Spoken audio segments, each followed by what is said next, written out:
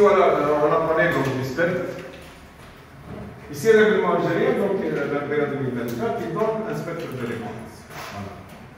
Donc il y a en général ici deux spectres. Voilà, vous avez deux spectres ici. Spectre dans le cas, voilà, dans le cas de deux type 1, donc ils ont deux spectres, spectre type 1, applicable dans les zones 4, 5, 6, et un spectre type 2, applicable dans les zones 1, 2, 3. Donc vous avez déjà ici par deux spectres de réponse. Et on peut voir ici, voilà, on peut voir ici, la liste des 4 sols qui sont donnés sur le spectre. Le sol S1, avec un phénomène de résonance réduit, le plateau. Ensuite, ça s'ouvre. En général, on a vu que généralement, quand j'ai dessiné là, j'ai vu que le spectre, l'accélération fait le sol S1 est la plus importante. Et de fréquence et d'ittération. Mais l'amplification, l'importance des mouvements dans la structure, elle a un impact plus important. Toujours avec, on peut voir le plateau ici, donc c'est ça la T1, T2. Le maximum est atteint entre T1 et T2. Et vous pouvez l'avoir, je vous l'en j'avais parlé du taux d'amortissement, je vous l'amortissement des meilleures structures. Ah. Les structures en bois ont un amortissement de 10%. C'est le maximum. Vous pouvez voir, l'acier c'est 4 à 5, le béton armé c'est 6 à 7. Donc c'est un amortissement très faible. Sauf qu'il est bien parce qu'il va empêcher l'augmentation indéfinie dans les déplacements. Généralement, il va minimiser entre 5 à 8 fois. Et on peut voir la chose de ici, on peut voir ici, c'est le maximum est atteint, c'est le maximum. L'amplification maximale atteinte ici, dans le spectre 4, 5, 6, elle est de choses. C'est 3,4. Le déplacement par rapport au déplacement statique, il est amplifié de 3,4 fois. Si vous faites le spectre type 2, il peut aller jusqu'à 4,5 l'amplification. On peut atteindre 4,5 fois. C'est-à-dire le déplacement calculé en statique est multiplié par, dans le cas d'un très mauvais sol, à 4,5 fois. Ça, c'est la résolution de l'équation sismique qui passe par une analyse graphique. Donc, il suffit de connaître votre période, votre structure. Si votre structure, par exemple, a une période de 0,1, et vous êtes sur un sol S1, l'amplification est égale à 2,5. Donc, c'est une résolution graphique de l'équation. Ça, c'est les spectres de calcul qui sont dictés par les règlements amplifiés. Généralement, ça respecte c'est le spectre de record en général. Ok, là, on peut voir ici les sous forme d'équation aussi. Sous forme d'équation, on peut voir aussi des périodes. Je peux voir aussi. Voilà, vous avez sous pour les temps, sous pour les temps, les courants de l'année. Ah, le maximum. Je vous fais le sol site S1, c'est très réduit, entre 0,05 secondes et 0,25 secondes, c'est le maximum. Fais le sol site 2, ça bouge un peu, ça devient beaucoup plus large. Et fais le sol S4, ça décale un peu de 0,10 jusqu'à 0,50. C'est-à-dire que l'amplification va avoir lieu sur un long timing. Donc ce qui est très défavorable. On a généralement les sites rocheux. Les sites rocheux sont les meilleurs sites. Je par exemple une gîte là. Imaginez que vous avez une structure sur un site rocheux. De période 1 seconde. Je vais vous guider à l'amplification. Donc c'est une plus amplification, je vous dis. Au contraire, c'est un amortissement. On est à peu près, c'est 0,9. À peu près, c'est 0,9. Pour une seconde. Je vous fais un autre sol. Par exemple, si le même bâtiment est sur un site 3, je vois combien 2,25. Je passe à 2,25, rien à cause du sol. Je passe à une amplification en déplacement de 2,25 fois par rapport au déplacement où la structure est en statique. Ok, elle a dit généralement on préfère les sites rocheux avec des bâtiments très élancés de période faible, de période forte, donc un temps de fréquence faible, de période. Imaginez que votre bâtiment il a une période de 2 secondes. Je vois qu'est-ce qui se passe. 0,5. Il n'y a plus d'amplification, tout à fait l'inverse. Le séisme, au contraire, va favoriser la capacité de votre structure. Ok, maintenant. Donc, ça, à peu près, c'est les spectres immobiliers. Vous avez une idée sur l'amortissement max, les périodes aussi. Voilà, vous avez T1, T2, entre T1 et T2, donc c'est pas vraiment. Et vous avez l'effet du site. C'est l'effet du site qui a augmenté le spectre. C'est l'effet du site. Okay. Vous voyez que pour le site S4, nous avons une amplification du mouvement de presque 2 fois. Par rapport à un sol rocheux, il n'y a pas d'amplification du mouvement. Le sol en mouvement amplifie le déplacement au niveau de votre structure. Amplifie le déplacement au niveau de votre structure. Ok, ici. Voilà, donc je vais parler un peu, puisqu'on avait discuté de l'amortissement. Là,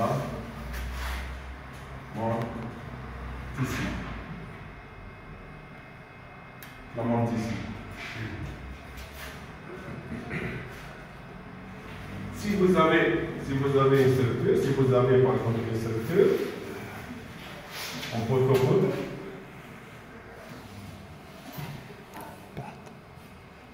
si vous avez une structure, donc elle sera soumise, elle est soumise à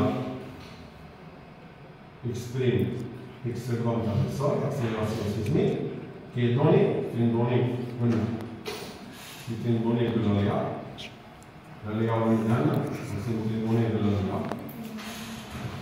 Définie à partir du paramètre A, l'accélération, qui est égal à 0,2, 0,1, 0,25.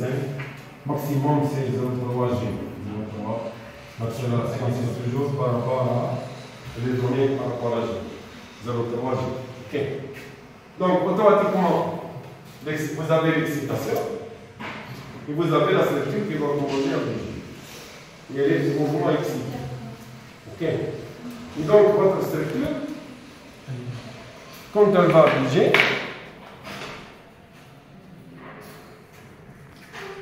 nous avons parlé de l'amortissement. D'un amortissement aussi.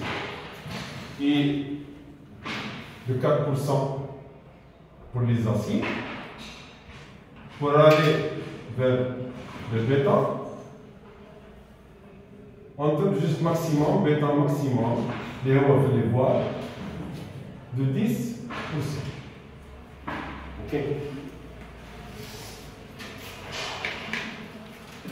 La question qui se pose, d'où vient cet amortissement? D'où vient? L'amortisseur, il existe où?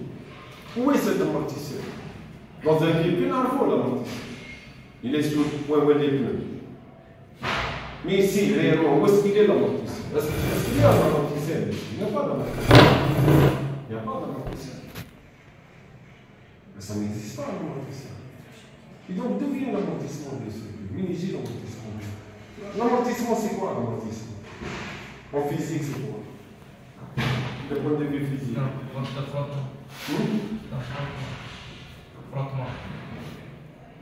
Un frottement, ça peut être un amortisseur. Un amortisseur, donc c'est un ralentisseur. Un amortisseur, c'est un ralentisseur. Okay. Il ralentit. C'est vrai, le frottement ralentit. Si je cours, le frottement ralentit. Donc il y a de l'amortissement. Okay. Donc et quand je cours, c'est quoi? C'est de l'énergie, mais ce n'est pas de l'énergie. Quand je cours, c'est de l'énergie. Okay. Et quand l'air va, donc plus, comme j'ai dit avant, plus je fais de la vitesse, et plus je vais sentir l'air qui va m'arrêter. Si je suis à l'arrêt, je ne sens pas l'air ici. Mais dès que je vais courir à grande vitesse, imaginez que vous êtes dans un véhicule. Essayez de sentir la main quand vous roulez à 100 km/h. Vous allez voir la force. Même le véhicule est soumis à la force du vent qui va avoir la tendance à ralentir. Ok, donc c'est un ralentissement. Donc c'est de l'énergie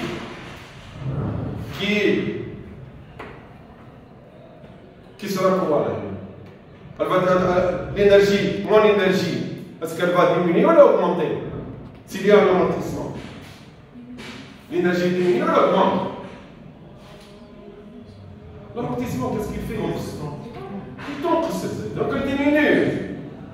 Et sinon, j'arrête de parler. Un amortissement, c'est toujours il est contre. Il va diminuer l'énergie. Parce qu'il a une énergie qui est contraire de l'énergie qui a été développée. Si je cours, je vomis de l'énergie, le vent va m'arrêter. Donc il va minimiser mon énergie. Il va substituer 10% d'énergie, il va partir. S'il agit à 100%, je ne vais pas bouger là. Et donc, en termes d'énergie, bien sûr, et l'énergie, elle va partir comme ça, l'énergie. Qu'est-ce qui se passe en général? L'énergie, les 10% d'énergie que l'atmosphère a enlevé, elle va partir où? Elle va partir où? Qu'est-ce qui va se passer là? Parce que l'énergie, elle ne se perd jamais, l'énergie. L'énergie se transforme. L'énergie se transforme. Elle se transforme en quoi? Étiquette. Le frottement. Qu'est-ce qui va créer le frottement? Qu'est-ce qui se passe? Et donc ça c'est de l'énergie, c'est un frottement énergétique. Et qu'est-ce qui se passe dans ma main? Ça va chauffer. Pourquoi ça chauffe? Parce que l'énergie de frottement a été dissipée sous forme de chaleur. Donc l'énergie c'est toujours dissipée. Donc si vous avez une structure qui va bouger, s'il y a de l'énergie qui a provoqué sa vibration, et bien cette énergie va être atténuée par l'amortissement et elle va se transformer sous forme d'autre chose. Donc ici, si vous avez une structure, qu'est-ce qui va amortir cette structure? Est-ce qu'il y a quelque chose de l'extérieur qui va amortir la structure? De l'extérieur. Est-ce qu'il y a quelque chose de l'extérieur? Non, il n'y a rien de l'extérieur. Donc ça ne peut être que quoi? Ça peut être que intérieur. Ça ne peut être que intérieur de la structure. Ça ne peut être que intérieur de la structure. Donc ici c'est à l'intérieur. Donc c'est dans quoi? Dans quoi? Cet amortissement, il est dans quoi? Dans le matériau qui est utilisé. Donc c'est quelque chose qui est dans le matériau. C'est que l'amortissement, il est dans le matériau quelque part. Donc je dois analyser quoi là? Je dois analyser le comportement du matériau. Donc nous avons deux matériaux ici. Dans notre système, nous avons deux matériaux. Ok? Nous avons, je vais commencer par le béton. Et en second, nous avons l'acier. Donc nous avons deux matériaux. Quel est celui qui a le taux le plus élevé en amortissement? Quel est le matériau qui a un bon amortissement? Quel est ici? Le béton, 10%. Le béton, 10%. 4%. Donc le béton, les structures en béton représentent beaucoup plus d'amortissement que les structures en acier. Si je vais vers le comportement,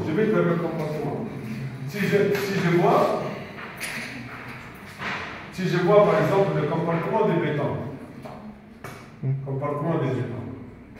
on sait que le béton, si je trace un courbe sigma epsilon, vous allez avoir ça.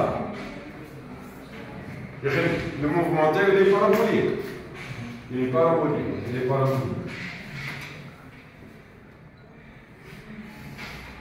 Ça, c'est le comportement du béton. Ici, on est au max.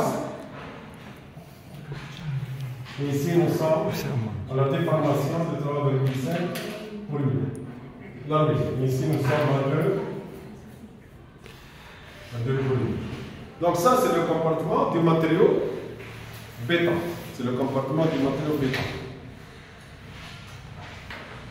Si je charge un béton, donc la structure, qu'est-ce qu'elle passe? Puisque la structure, quand la structure bouge, elle va solliciter le béton. Donc elle va occasionner une contrainte dans le béton. une contrainte dans le béton, sigma max. Ensuite, elle va le relâcher. Quand elle le relâche, comment va revenir le béton en comportement? Est-ce qu'il va suivre ce chemin pour revenir? Quel chemin il va suivre? Il va faire ça, c'est un matériau non linéaire. Il revient comme ça, le béton. Il revient comme ça. Donc ça, c'est chargement. Ça, c'est le chargement. Ici, c'est le déchargement. C'est le déchargement. C'est le déchargement. Donc, il a, quand je le charge, je vais développer une énergie. Voilà, je vais le charger. Donc, l'énergie développée, c'est la surface délimitée par ça. Donc, ça, c'est l'énergie d'excitation. C'est l'énergie pour l'exciter. Et quand il va revenir, il va me donner, il va me restituer une autre énergie. Il va me donner uniquement, plus la courbe est comme ça. Donc, ça c'est l'énergie qui est, restituée. C'est l'énergie qui est restituée.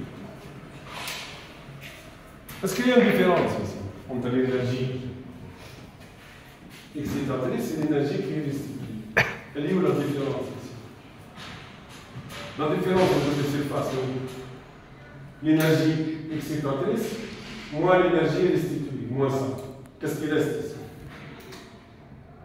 Qu'est-ce qui reste? Il reste ça.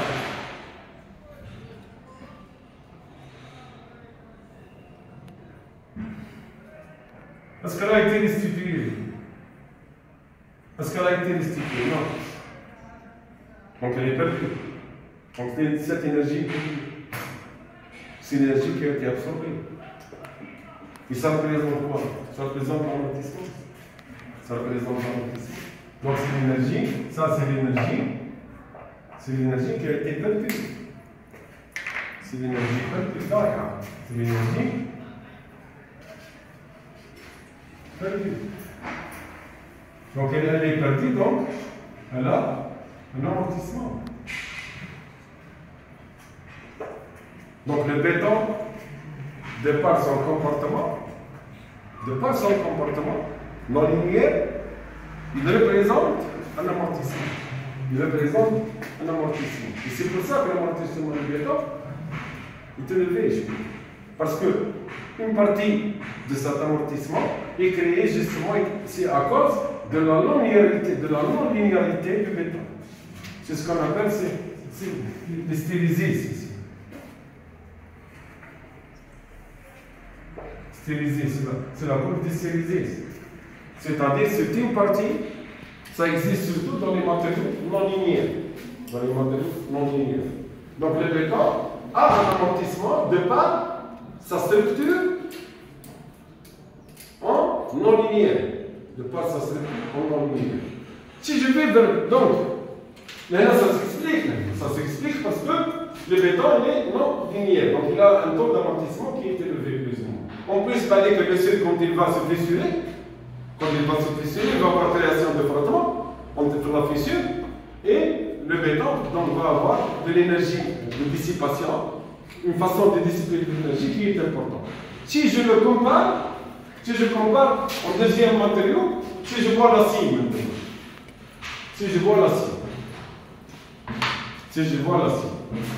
voilà l'acier,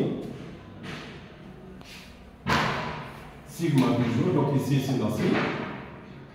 Donc vous avez un comportement en général qui est élastique. Ensuite, il va tendre vers un écrevissage, par exemple l'acier 2. Je prends l'acier 2. Donc l'acier a un comportement parfaitement linéaire. Donc si je le charge, et je le décharge, est-ce qu'il y a dissipation? Zéro dissipation. Donc il a zéro dissipation. Parce qu'il reste un matériau élastique linéaire. Donc d'où vient cet amortissement? D'où il vient cet amortissement de 4%? D'où il vient l'amortissement de 4%? Moment, ici, combien ici? C'est 0%. Dans le matériau, dans le matériau assis, l'amortissement, normalement, il est de 0%. Parce que c'est un matériau qui est parfaitement élastique. Donc, toute l'énergie est restituée. Il n'y a plus d'énergie dissipée ici. Donc, d'où vient l'amortissement de l'acier? Eh bien, il vient de la structure. Généralement, il vient des assemblages. L'amortissement dans les structures métalliques, il vient de l'assemblage. Parce que l'assemblage, il bouge un peu. Il bouge un peu. Il a une certaine limite de déplacement, que ce soit boulonné, quand il est soudé, l'amortissement descend, mais généralement les boulons créent cet amortissement. Donc c'est généralement dans les structures métalliques, ce n'est plus le matériau qui crée l'amortissement, c'est la structure elle-même dans l'aspect connexion, dans les connecteurs, dans les connexions, dans les assemblages poteau-poudre, dans les assemblages pile-poteau, vous avez toujours possibilité de mouvement, parce que ce n'est pas vraiment très limité. Et là, on va voir donc une déperdition d'énergie, et qui n'est pas vraiment très importante, elle est de l'ordre de 4%. C'est pour ça qu'il y a une différence entre le comportement des structures métalliques et le comportement des structures en béton armé. Ok. Mais si nous sommes à l'état limite ultime, l'état limite dans les séismes en général, nous sommes dans un état limite ultime. C'est-à-dire que la contrainte dans les aciers, elle a dépassé la contrainte élastique. Elle a dépassé la contrainte élastique. Donc nous sommes rentrés dans une phase de plastification. Jusqu'à quelle déformation l'acier se déforme? Quelle est la déformation ultime de l'acier? Hein? Quelle est la déformation ultime de l'acier? قدرت limiter en béton. Le pivot H. Disponible. Il se montait tout de suite. Donc c'est 10, la déformation de l'acier, elle peut atteindre jusqu'à 10 tonnes. C'est-à-dire que je suis rentré dans une phase de plastification. Je suis quelque part ici. Ok? Et donc, si vous avez un séisme qui va agir, il va ramener les matériaux, il va ramener les matériaux jusqu'à cette limite. Ensuite, quand il le lâche, le matériau commun il va revenir, quand le séisme s'arrête, il va revenir comme ça, parallèle. Il va revenir parallèle à ça, parallèle. Ici, je peux voir, je vois l'énergie développée,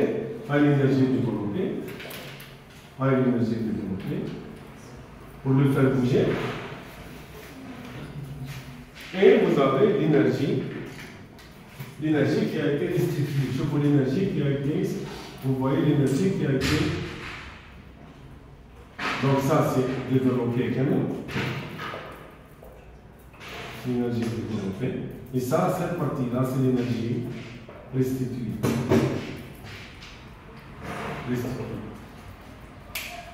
Et donc il y a une grande partie d'énergie.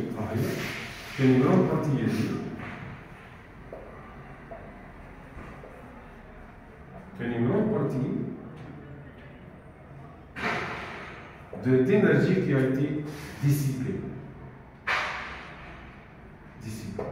Elle a été dissipée. Et on peut voir que l'acier, quand il rentre dans une phase de plastification, il devient un bon bouffeur d'énergie. L'amortissement sera très important quand on le fait rentrer dans une phase de plastification. Et l'énergie, elle est une énergie elle se transforme sur quoi? Elle va être transformée sur quoi? De chaleur. Ahmed l'acier, vous le faites bouger, et en montant, vous mettez la main, vous allez trouver que ça va chauffer. Donc, il est dissipé sous forme de chaleur. Dissipé sous forme de chaleur. qui est le NA. Donc, le NA, dans ce cas, la dissipation ici, c'est-à-dire en phase de plastification, le psi peut devenir très important. Peut devenir très important. On peut l'élever jusqu'à 20 ou bien 30%. À condition que la scie rentre dans une phase de plastification. Donc je dois avoir un modèle. Je peux donc utiliser la méthode avec Spectre, mais en augmentant l'amortissement. Chose qu'on ne fait pas en général. On utilise l'amortissement dans d'autres choses. On va toujours se baser sur ce qu'on appelle un spectre élastique. Donc généralement, quand on travaille, on va travailler sur un spectre élastique. C'est-à-dire, je fais une étude élastique.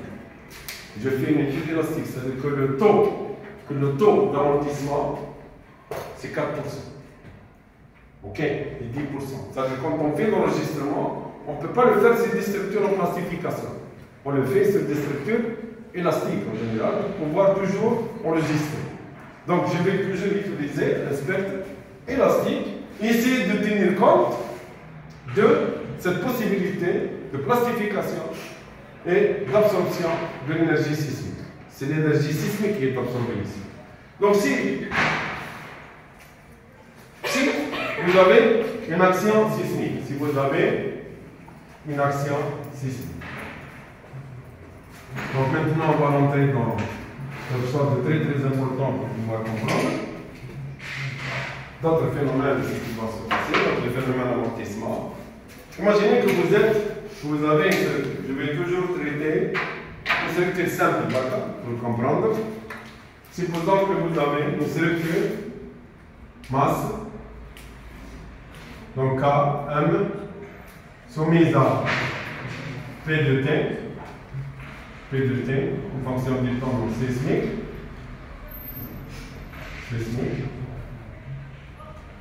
Donc vous avez x0 qui est égal à P0 sur K. Ok. Et vous avez un x max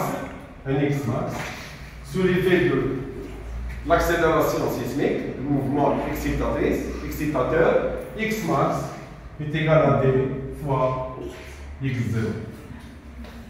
D c'est le facteur d'amplification qu'on peut tirer à partir du spectre de référence. Donc, x max, c'est le comportement élastique de la structure. Puisque nous sommes en phase élastique. X max, c'est le déplacement sismique de la structure, mais dans la phase élastique.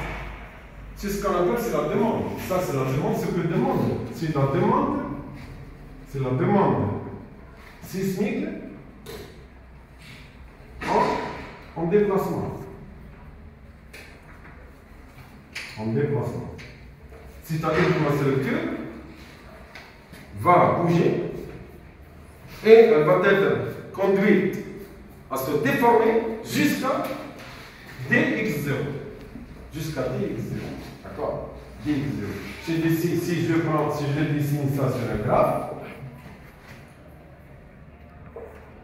ici vous avez la force équivalente, c'est la force équivalente au mouvement, parce que réellement ce n'est pas une force, c'est des déplacements. Et les déplacements peuvent être équivalents à une force qui est égale à kx, connaissant le déplacement de la rigidité. Et vous avez ici c'est d, c'est x max. C'est la demande. Ok, c'est la demande sismique. Donc, si vous avez une structure, avec une rigidité K, et bien ici, vous allez avoir, si ça c'est tangente alpha égale à K, et bien vous allez avoir, si la structure tient à se comporter élastiquement, voilà. Elle a atteint quoi ici? Elle a atteint le D max. C'est-à-dire que la structure va bouger au maximum la demande sismique jusqu'à un déplacement X max qui est calculé sur la base de D X0. Et automatiquement, l'équivalent en force, à quoi est égal la force? F égale à K, X. Donc l'équivalent en force, c'est quoi? C'est KX, donc c'est celle-là. Ah, l'équivalent. Donc ici, c'est F max. F max. Et ici, c'est X max. Et donc, on peut voir aussi que plus le déplacement est maximal, plus l'amplification est maximale, plus X est maximal, plus la structure sera soumise, c'est comme si elle est soumise à une force maximale. Donc, si je réduis mon déplacement, ma demande sismique en déplacement, supposons que D est interne. Donc, si je suis ici,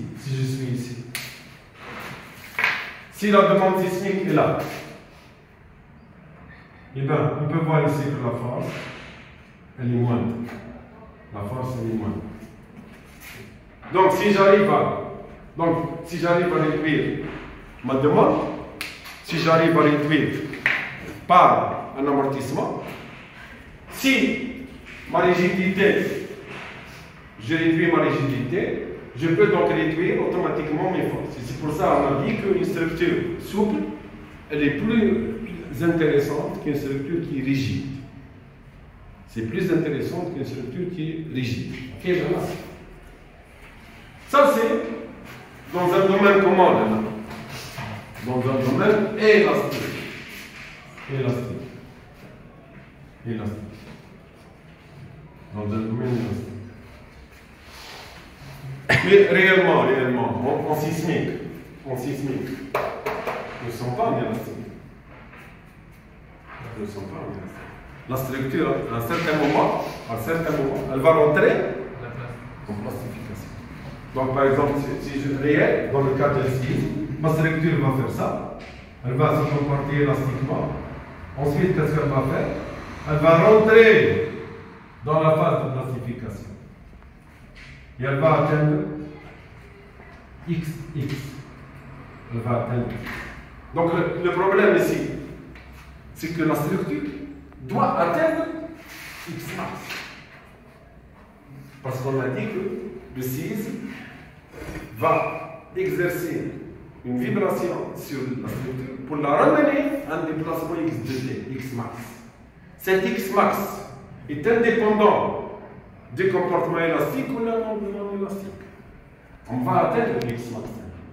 Mais atteindre le X max, on peut l'atteindre élastiquement. Donc ici, ma structure est élastique. Si je relâche, elle revient à sa position initiale. Si je relâche, elle revient à sa position initiale. Et bien cette structure-là, non, elle ne revient plus. Elle va revenir plus ou moins quelque part ici. Et donc, ma structure, elle est plastifiée. Il y a eu plastification de ma structure. C'est-à-dire ma structure a été endommagée. Mais elle ne tombe pas.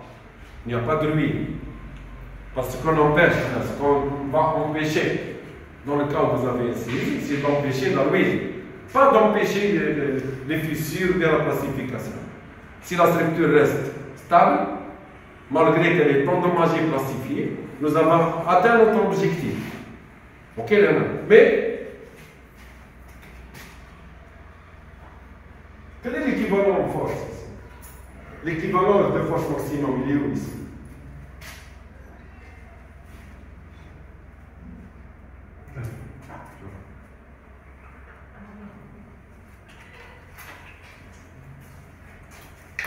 Donc, si je calcule ma structure à l'état élastique, la force, elle devient très, très importante. Mais si j'utilise la capacité plastique, la force va s'arrêter juste au niveau de la plastification. Donc, vous voyez, la force, elle dépend de la résistance de la structure. Ensuite, elle va rentrer en plastification. Ici, elle est en plastification. Ici, comme j'ai dit, il y a eu l'endommagement de la plastification, mais si je veux dimensionner cette structure, je vais la dimensionner par cette force-là, qui est très réduite.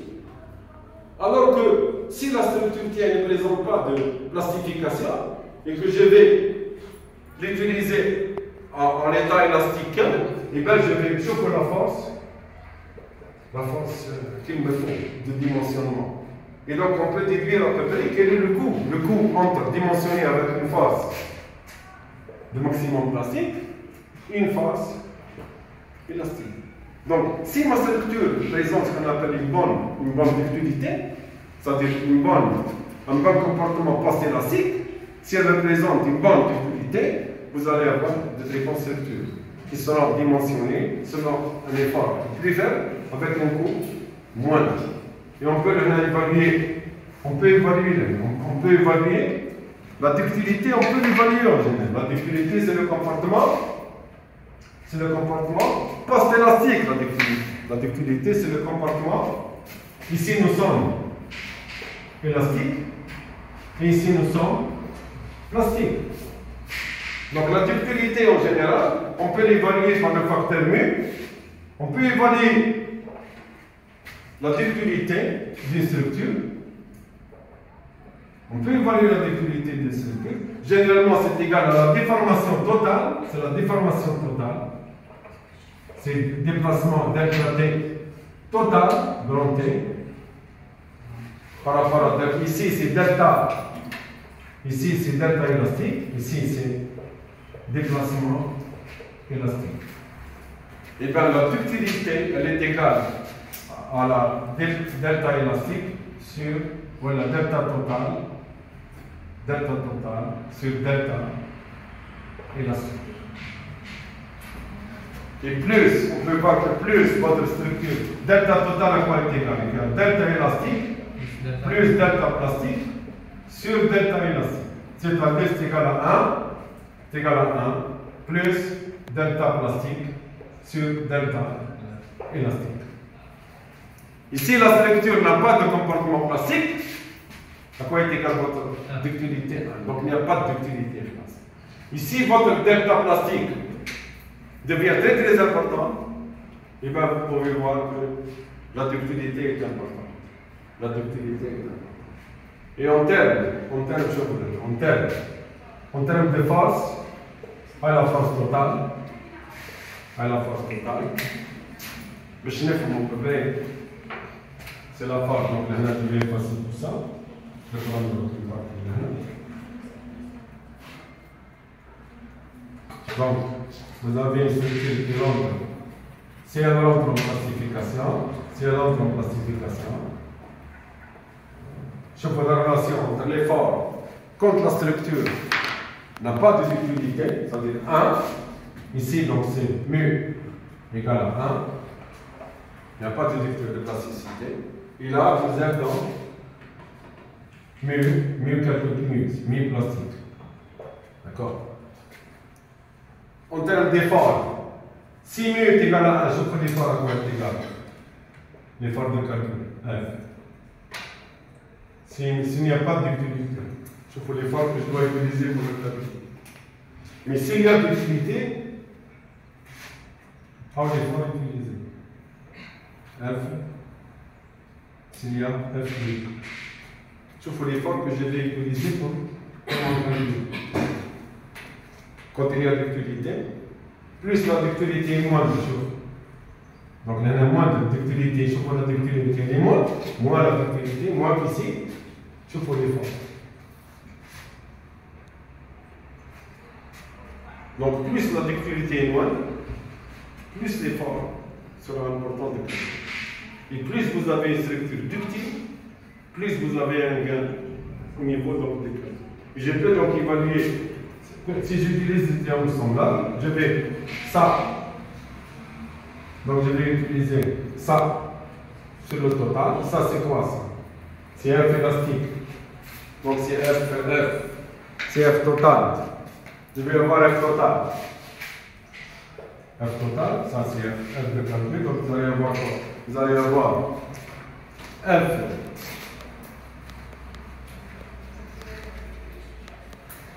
Vous allez avoir, si j'utilise des angles semblables ici, vous allez avoir FC, F de calcul élastique, sur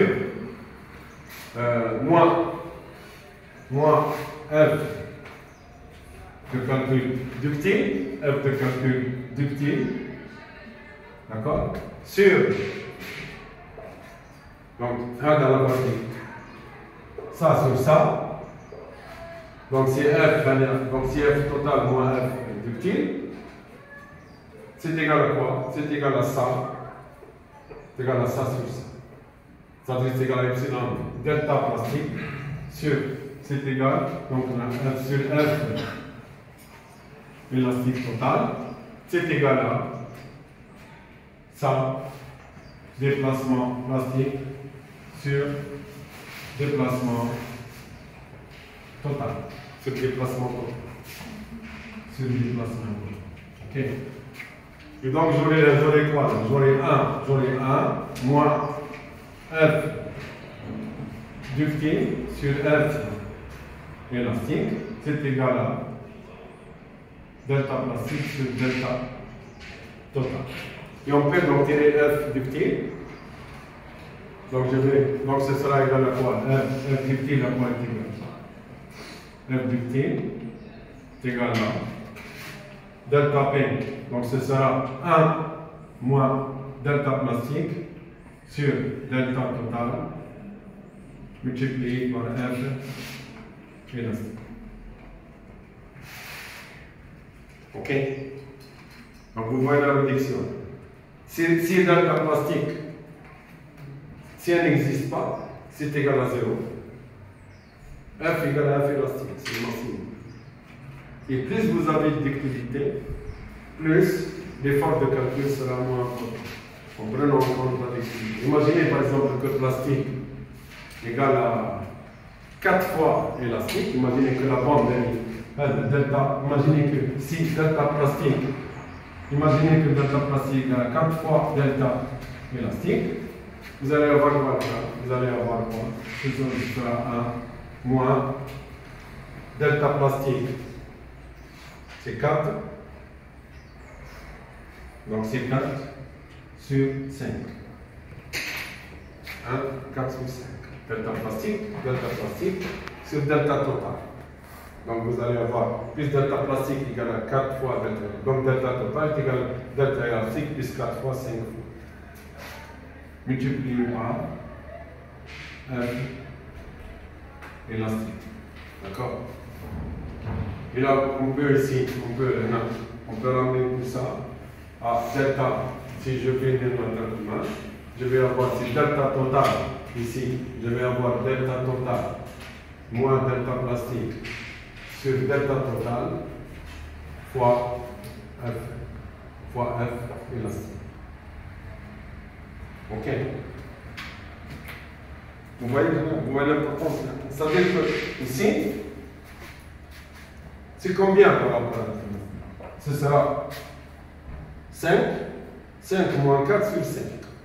5. 1 sur 5. Donc ce sera 5, ici 5. Donc ce sera combien? 1 cinquième. C'est-à-dire si votre structure a une ductilité de 4, c'est-à-dire plastique, c'est une ductilité de 5, mu égale à 5, mu égale à 5, mu égale à 5. Au lieu de dimensionner à 100% de l'effort, je dimensionne à 20% de l'effort.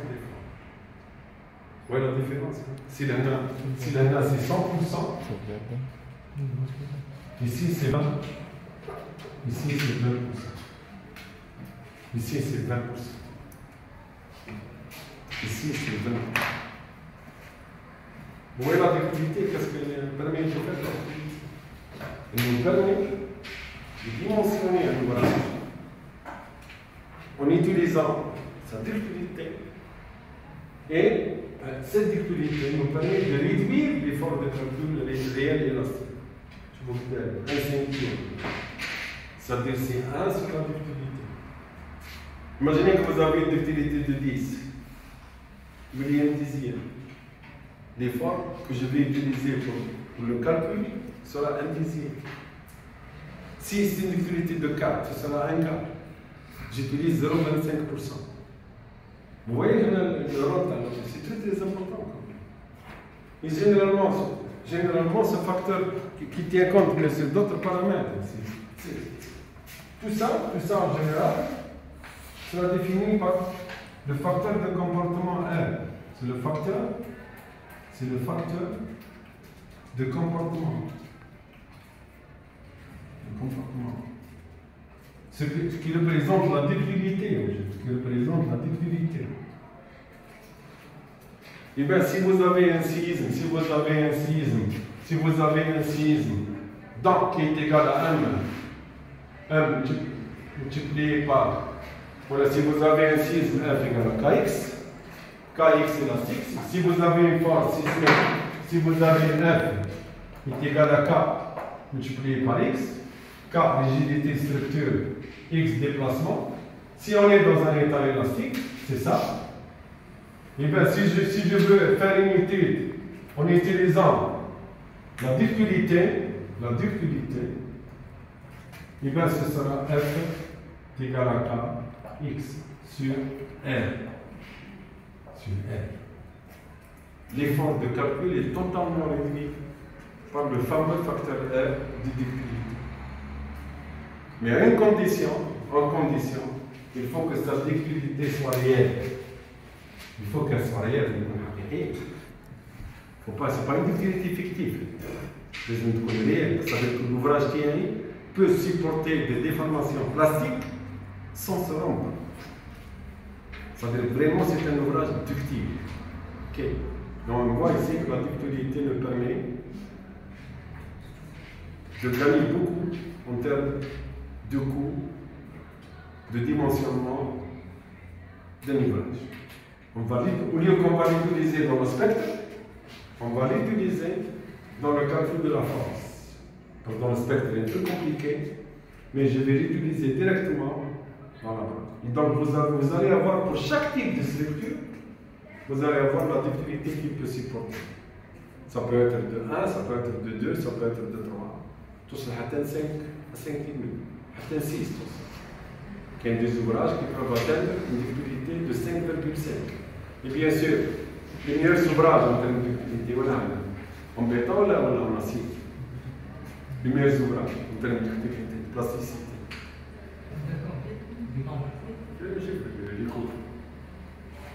شوف هي اللي تكون يعني بدون ماتيريال منها مليح d'absorption énergétique. شفنا الأصيل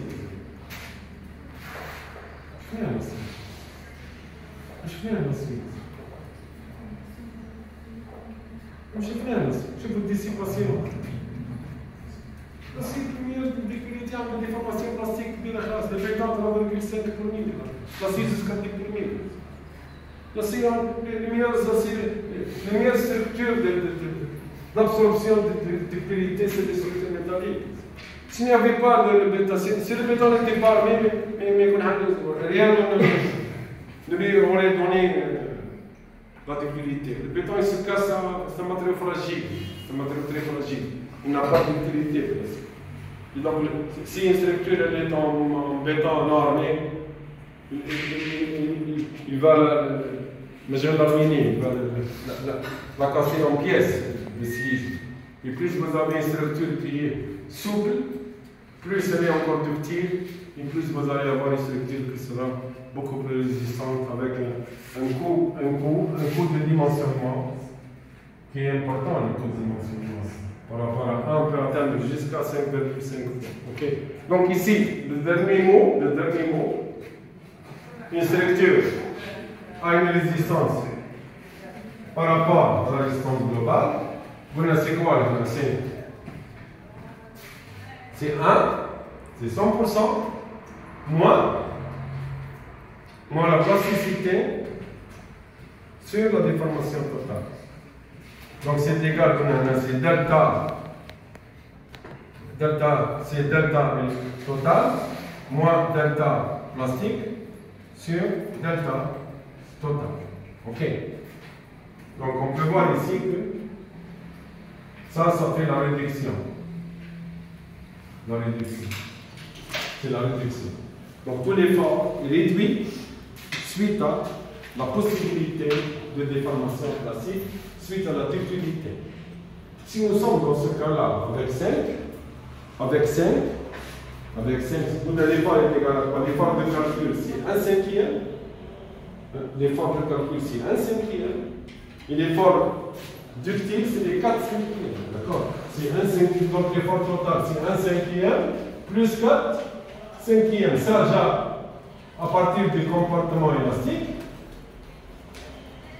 Mais ça, ce qui a été,